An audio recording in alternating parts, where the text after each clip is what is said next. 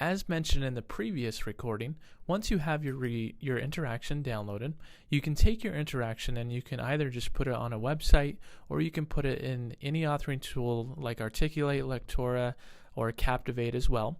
Or you can also place it inside of the Rapid Intake course authoring tool Unison or Proform. I'm going to go ahead and show you how to do that. There are a couple of steps that you need to do in order to get it inside of a Unison or a Proform course. So you'll notice that here I have my interaction. Everything's working just fine. So I'm going to go ahead and go into Unison, and I've already created a project inside of Unison. I'm now going to go ahead and click on Build and Modify the course. This will launch the actual authoring part of the course. Now notice that Unison is also, just like the SWFmaker, an online tool, and there will be more integration that will allow you to publish right to Unison in the future.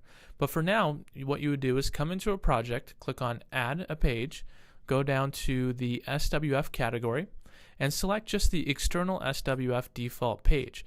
This is going to fill the entire screen. There's not enough room to have text and audio on it as well. You can have audio, just don't fill out any text. But there's not enough room for text, so we're just going to go ahead and select the external SWF default page and click on Add Selected Page.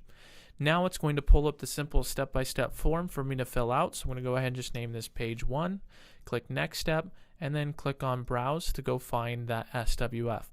Now it downloaded the SWF directly to my desktop.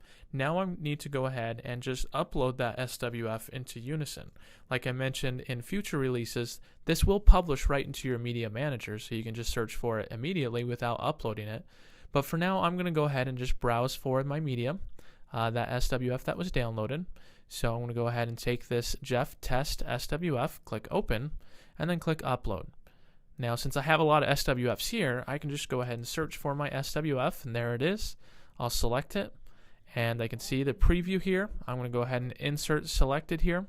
Now, the next thing I need to do, let me go ahead and before I go on to the next step, let me just hit save and preview and show you what this looks like so far. Now you'll notice that on this, everything is working fine, but it's kind of hanging off my screen here. In order to make this resize, there's a couple of steps that I need to do inside of Unison. The first thing I need to do, let me go ahead and go back into Unison here, is go back to the next step and then click on Auto Resize and then keep proportions. So it's not going to disproportional it, it's going to auto resize it to fit inside of there.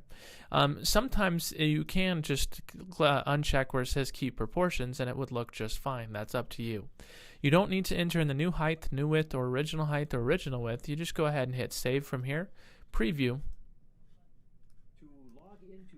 and now you'll notice that everything is working just fine. It fits into my preview a lot better, my course a lot better as well. Just by selecting that one single checkbox, now this will fit just fine inside of my course. And so now I have new pages that I can use inside of my Unison or Proform course. With Proform, you just do the same thing just by clicking on Add a Default Page and then bringing it in that way. However, you don't need to upload it to the Media Manager with Proform. You just insert it directly into your course. Well, that's how you go ahead and build an interaction from the new Rapid SWFmaker, get it into any Unison or Proform course, and you can do the same thing by taking it into any Captivate, Lectora, or Articulate course as well.